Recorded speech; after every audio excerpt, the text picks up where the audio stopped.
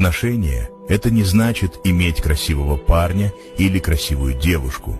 Это не поиск идеального человека, потому что идеальных людей не существует. Это не поиск богатого человека, потому что за деньги любовь не купишь.